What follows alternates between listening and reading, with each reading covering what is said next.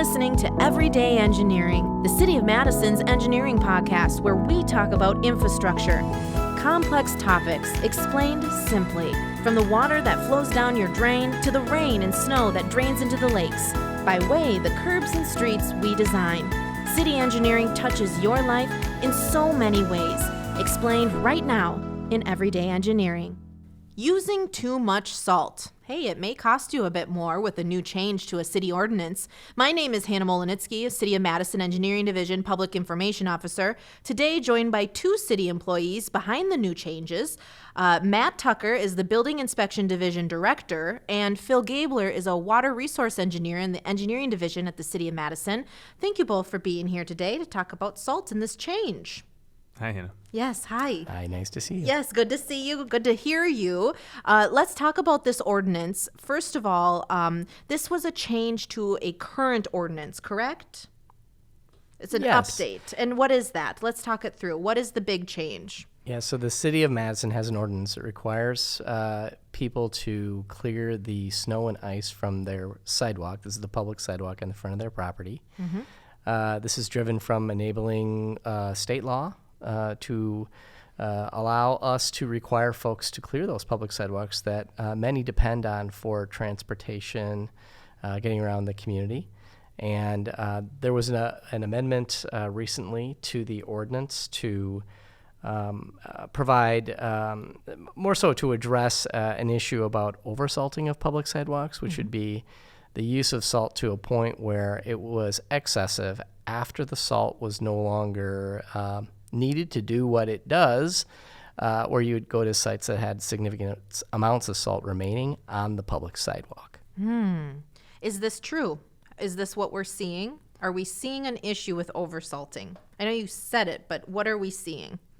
So we definitely have seen some very egregious cases of oversalting. And what does that look like? I have been on sidewalks before where I don't think my feet touched concrete. I was walking over a thick layer of salt, and there was no ice left. Okay.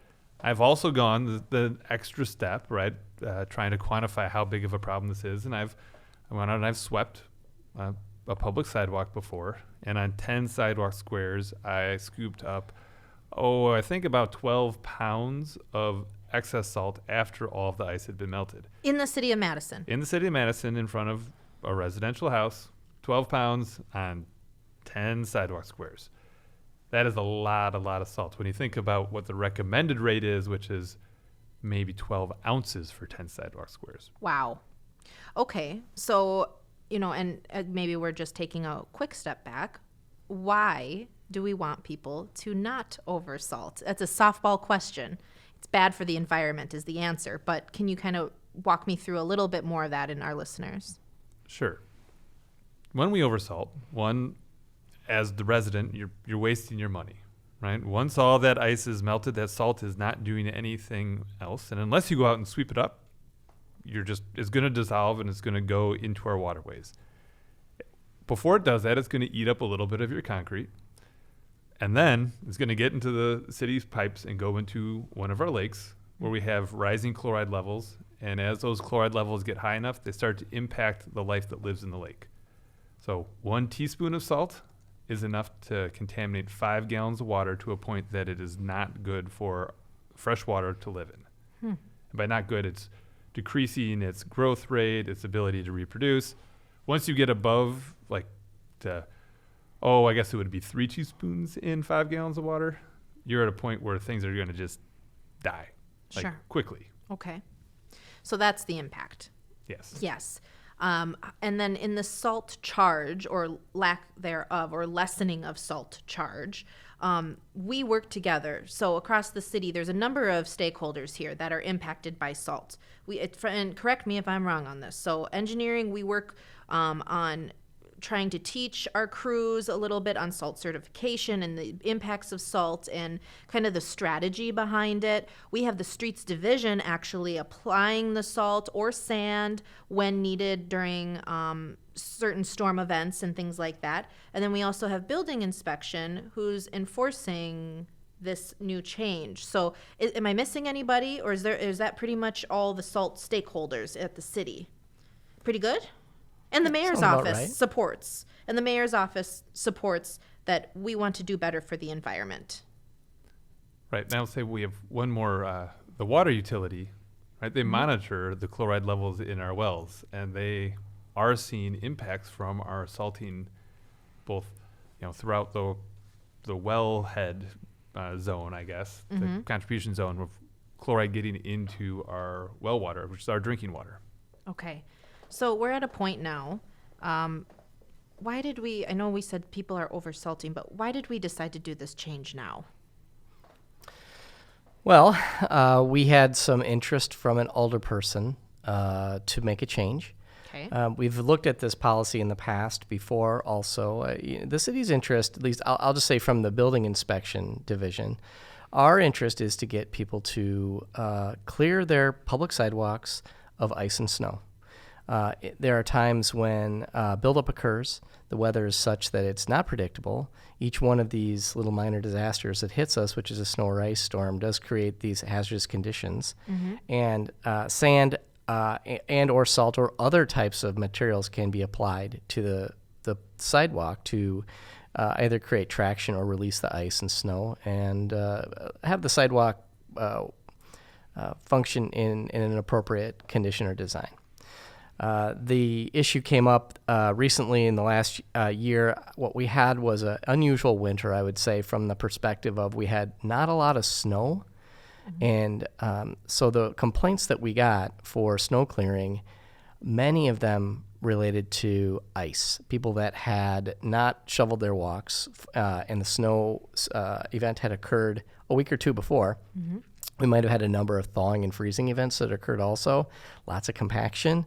And frankly, people just kind of got fed up with their neighbors or the properties along their route that they might have taken that were iced up. And so a natural reaction that somebody might take is to throw down a lot of salt to break up that ice. Salt only works so much, an excessive amount of salt after it's done what it's intended to do.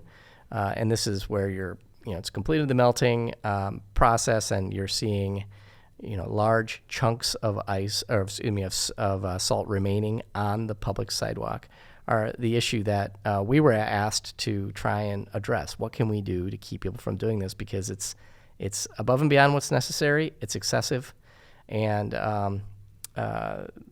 people care about that in our community. And this is just a sliver of what building inspection does. If somebody's not familiar with what building inspection does, and I probably should have asked this at the beginning, but what do you guys do? I know what you That do. is a Phil knows loaded what you do. question. We only have 20 minutes. Well, I'll just talk about one section of building inspection, which is the property maintenance section, and those are the staff that go out and make sure that your lawn is mowed to an appropriate level. Okay. They deal with noxious weeds, dangerous, hazardous trees. During the winter, they respond to complaints about sidewalks that have not been cleared. And we do many other things, including inspecting buildings. Yes. But related to the subject today, that property maintenance is probably the key group of staff that go out. We respond to in the range of 500 to 700 resulting in citations or violations a year. We probably end up clearing walks. We have a contracted service that comes behind us and clears walks. Probably around 400 walks or so a year get cleared with the charges applied to the resident. Message to take away, folks, please, is shovel your walk. Yes. You will get a ticket, and you will also get a significant clearing after the day after the ticket. Okay. So ticket meaning how much? The municipal citation, I think it's 117, I believe is what it is, somewhere in that range, just over $100. That's a lot of money. It That's is. a lot of money. The clearing is way more expensive, though. The clearing cost alone, because typically clearing involves the spreading of a sand salt material, is going to run you about $150 on a very basic, simple clear, where you have 2 people at the site for 15 minutes. Walks that are larger than that, I've seen significant bills that were in the $400 or $500 range. These are charges that are passed through from our contractor to the resident. to cover the costs of the contractor clearing the public walk. So that's snow removal. Snow and ice. Snow and ice. Mm-hmm. So it's not just this sidewalk, making sure people, like, we're talking about salt, but there's more. It's not just this one little change. There are other things. Just shovel and clear if you can. Whenever I go out and meet folks, and one of the main things I say to folks when I meet them, it's not even related to what we're there to talk about, is to remind them that they really need to shovel and clear their public sidewalks by noon the day after the snow ends, if it ends before midnight the day before. Okay. We got a snowstorm coming tomorrow. Please clear your walks, probably, depending on when it ends, Saturday by noon. How are we going to get people to change? How are we going to get people to change and get used to this new updated, I guess more strict way of getting people to use less salt? How can we change behavior? So for the last 10 years or so, Madison has been going with the education only approach. Okay. We have a certified winter maintenance professional program. Saltwise is running that for us now, and basically both public and private applicators come through the course. They learn why chloride has an impact and how chloride impacts our environment, ways to put down the right amount, and ways to reduce the amount that you need to put down. And it all comes down to mechanical removal first. If and only if you need to use salt, put down the right amount of salt. That depends on the temperature. For homeowners, a good rule of thumb is a 12-ounce cup for 10 sidewalk panels, right? But people will learn this. Now with the ordinance here, those that are way above and beyond this may get a visit from building inspection, where that message will be reiterated. Okay. So that's my next question, is how does this happen? Is building inspection going, I'm playing devil's advocate right now. Is building inspection going out looking for this sort of thing? What do they need somebody to report it? Is it your neighbor that's ticked at you for putting too much salt down and they report you and then you come out? Like, how is this going to work? And also a little teaser, we'll talk about fines in just a moment, but how is anyone going to know that I'm offending with my salt? Right. How am I going to get caught, Matt? How are you going to get caught? Yes. We do not have staff that go out and prowl for violations. I'll start off with that. We do respond to complaints. So there is a portal on the city's website. It is called Report a Problem. And within that, there's a subsection called Sidewalk Concerns. And there's an opportunity in there to report a oversalting concern. We will go out and we will inspect that. It is the building inspector's discretion to determine whether they believe the matter is viable from an oversalting perspective. That gets hard, though. That gets hard. It is very challenging. That's challenging. Our goal, first and foremost, is to educate first and enforce when necessary. Okay. So what we intend to do is to go and, if we observe what we believe is an oversalting condition, communicate to that property owner, probably via an official notice of violation. And included with that will be information about appropriate salting practices. And then those inspections do have a follow-up, and if we have a continuous or ongoing problem where we believe we're responding to an oversalting scenario, someone could be cited for this. There's an amount that is assessed plus court costs. Court costs? That's just municipal court costs. Every citation has a municipal court cost for processing of matters. Okay. I'm just asking because if that's somebody who's listening to this and isn't familiar with our process and they hear court, they might think, oh boy, what's going on here? So just want to give you that all citations opportunity to are, explain. I'm sorry, I didn't mean to interrupt you, but That's okay. all citations are, folks have the right to their day in court, if you will. Think of it like a parking ticket. You can go to court if you wanted to fight that ticket. Okay. And the judge is there to hear your story, and our inspectors are also there to testify relative to their experience. Okay. The fine is between $20 and $50 plus court costs. I think that works out somewhere in the low hundreds. Our goal is to have 0 citations written and just educate folks and teach them the right way to apply the salt. However, if we do run into folks that we find to be compliance challenged, people that are doing oversalting for a variety of reasons, we can ultimately use a monetary fine to try and compel them to comply with the ordinance. I have found that most of the time when you're working with folks, when they become aware of the situation, that they become aware there's an ordinance, they become aware of the wasteful nature of this. Sometimes, the words that Phil just drops because he's so smart about all this stuff that I can't even attempt to repeat, of impacts on our community alone help people think twice about it. Other times we're dealing with contractors that are working on behalf of property owners who need to be brought into compliance by the property owner. We provide them with the tools so they can go to their contractor and say, hey, city's telling me you're oversalting this. I am responsible. We need to change your behavior here.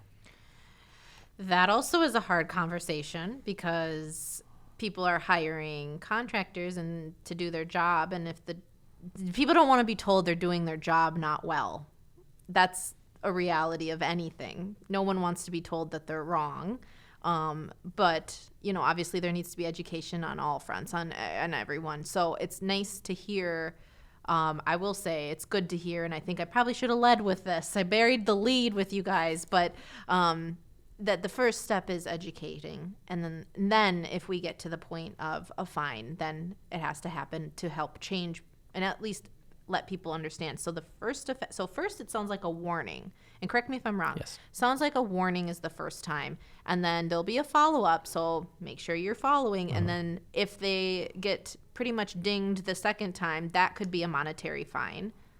And is that $20 to $50? Yeah, correct. Plus court costs. Plus court costs.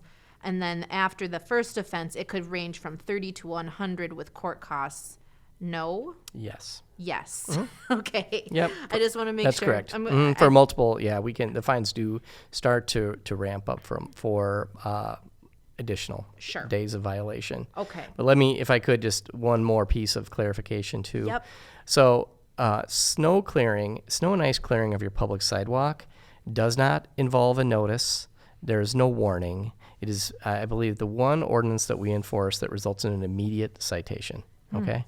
The excess salting will result in a notice of noncompliance, a warning, if you will, and then follow-up enforcement action if the matter is not resolved. Don't oversalt.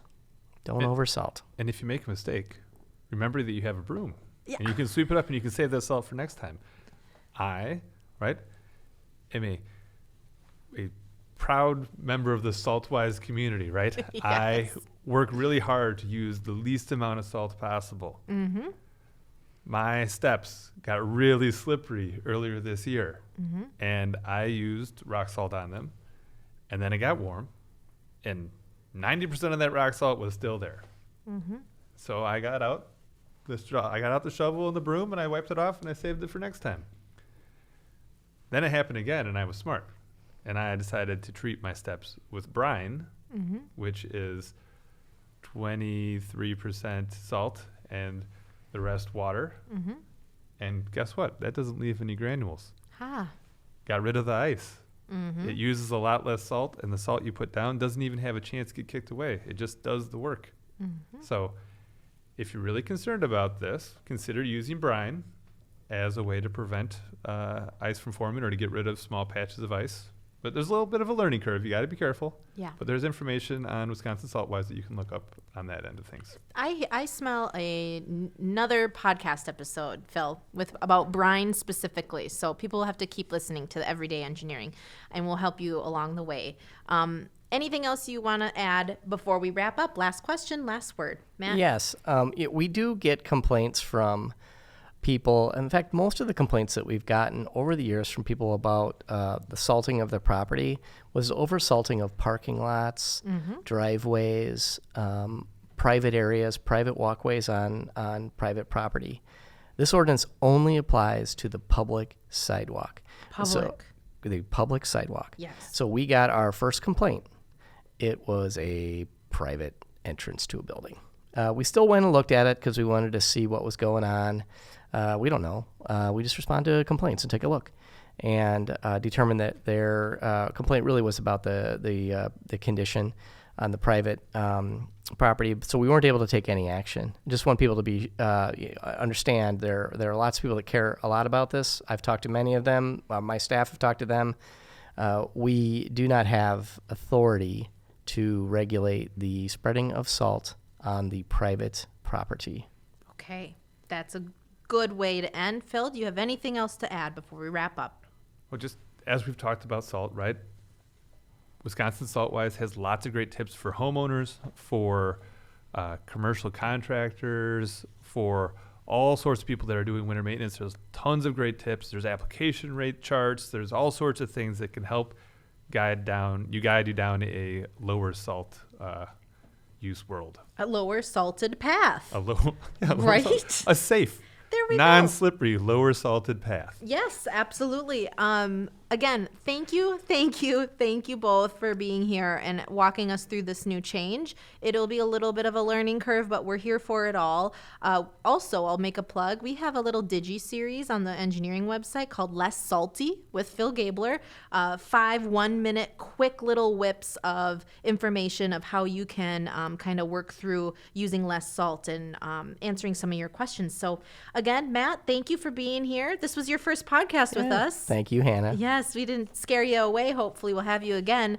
Phil, thank you as always. And if you have a question or a comment about this podcast episode, please feel free to write into us at engineering@cityofmadison.com. Also, you can check out our engineering website. You can also check out the Department of Planning and Community and Economic Development Division's website, which includes the Building Inspection Division and many others.